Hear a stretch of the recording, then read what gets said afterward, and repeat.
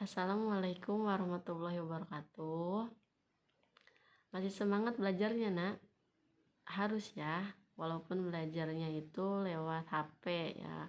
Belajarnya itu online, harus semangat belajar.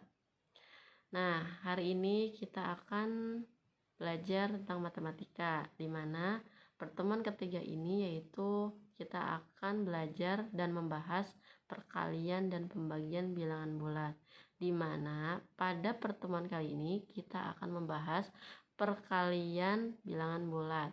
Sebelum ke perkalian, Ibu mau tanya, kemarin pertemuan yang kemarin itu belajar tentang apa ya?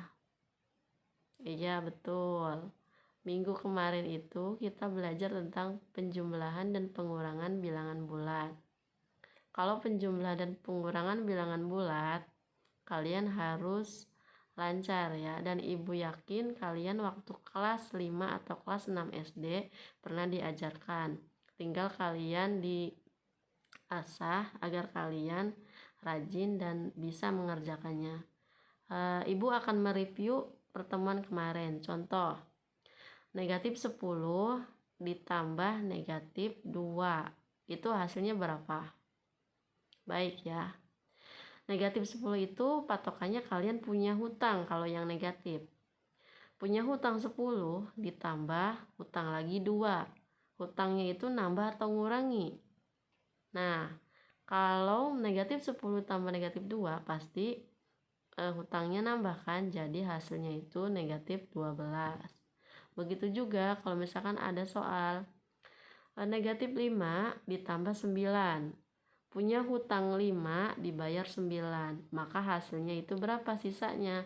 Pasti sisanya itu 4 ya. Negatif 5 ditambah 9, hasilnya itu 4 atau sisanya itu 4. Baik, hari ini kita akan membahas tentang perkalian bilangan bulat. Perkalian itu sendiri apa sih ya? Kalian tahu nggak perkalian? Kan ada tuh, kalian udah tahu tuh waktu SD. Perkalian itu begini, begini, begini. Nah, Ibu mau tanya perkalian itu apa? Oke ya, Ibu lanjut. Perkalian itu adalah operasi penjumlahan bilangan yang berulang dengan bilangan yang sama. Contohnya, 7 dikali 2. Kalau kalian hafal dan lancar dan sudah ada di otak kalian, maka hasilnya itu adalah 14. Kalau misalkan kalian masih bingung, Bu, 7 kali 2, 14 dari mana? Tinggal kalian diulangkan saja bilangannya. 7 dikali 2. Nah, 7-nya itu bisa dijumlahkan dengan 2 kali. Jadi 7 tambah 7 hasilnya itu 14. Nah, di sini kalian harus hafal dan ingat dengan tanda-tanda operasi pada perkalian bilangan bulat. Di sini itu ada tandanya, itu ada positif kali positif, maka hasilnya itu positif. Negatif kali negatif, maka hasilnya positif. Nah, ingat ya, jika tandanya sama, maka hasilnya itu positif. Bisa kalian lihat contohnya itu. Ibu contohkan hanya satu saja ya. Di situ ada tanda negatif 6 dikali negatif 7. Maka hasilnya berapa? Tinggal dilihat tandanya. Negatif kali negatif pasti positif. Tinggal kalian hitung 6 kali 7. Otomatis 42. Maka negatif 6 dikali negatif 7 hasilnya itu 42. Dan di bawahnya lagi ada negatif kali positif, maka hasilnya itu negatif. Dan positif dikali negatif, yaitu hasilnya itu negatif. Nah, ini kalian harus ingat ya, dan jangan keliru. Jika tandanya berbeda, maka hasilnya itu negatif. Bisa dilihat ya contohnya itu di bawah. 8 dikali negatif 9. Positif dikali negatif, maka hasilnya itu negatif. 8 kali 9 hasilnya itu 72. Paham ya? Nah, di sini Ibu akan menjelaskan lagi. Tadi kan tanda-tanda operasi pada perkalian bilangan bulat. Sekarang itu Ibu akan membahas tentang sifat-sifat operasinya. ada 3 sifat-sifat operasinya, yaitu ada komutatif, yang kedua asosiatif, dan yang ketiga distributif.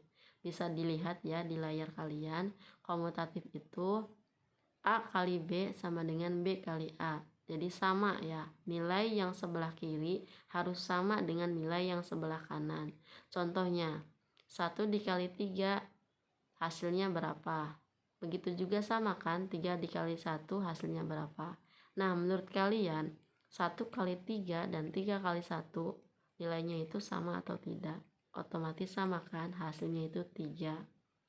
Yang kedua, asosiatif. Asosiatif ini yaitu pengelompokan. Bisa dilihat di situ A kali B, A kali B-nya itu ada dalam kurung dan dikalikan dengan C ya. Terus dan yang terakhir itu distributif. Distributif ini ada 2, yaitu perkalian terhadap penjumlahan dan perkalian terhadap pengurangan. Distributif ini yaitu pengelompokan ya, jadi dikelompokin A dikali B ditambah C, jadi hasilnya itu A kali B ditambah A kali C, maka hasilnya berapa? Di sini ada contoh 1 ya, Ibu akan mencontohkan tentang sifat perkalian distributif. Hitunglah soal di bawah ini dengan menggunakan sifat perkalian distributif. Negatif 4 tambah 9 dikali 3. Nah, ini tinggal kalian masukkan ke dalam sifat-sifat distributifnya. Kalian anggap saja negatif 4 itu A dan 9 itu B dan 3 itu C. Tinggal dimasukkan ya. Negatif 4 dikali 3 ditambah 9 kali 3. Tinggal kalian hasilnya berapa? Negatif 4 dikali 3 hasilnya itu negatif 12. Dan 9 dikali 3 hasilnya itu 27. Jika dijumlahkan negatif 12 ditambah 27, maka hasilnya itu 15. Kalau kalian bingung, tinggal kalian kalau misalkan ada soal seperti ini, negatif 4 ditambah 9 itu kan udah ada dalam kurungnya, dikali 3. Nah, menurut kalian cara pengerjaannya itu yang mana? Perkalian dulu atau ada tanda dalam kurungnya? Ingat ya, harus ada tanda dalam kurungnya dulu pengerjaannya.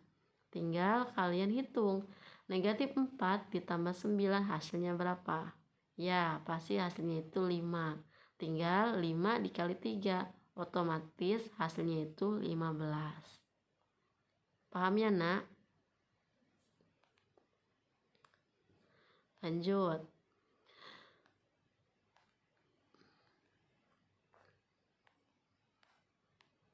Nah, di sini ada latihan soalnya. Ini ada latihan soal cuma 1 ya, tapi ada anaknya.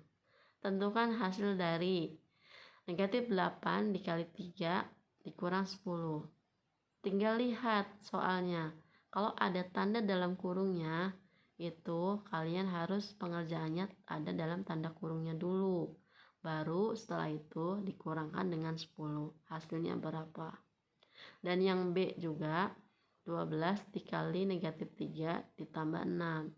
Nah, menurut kalian penjumlahan dulu atau perkalian dulu?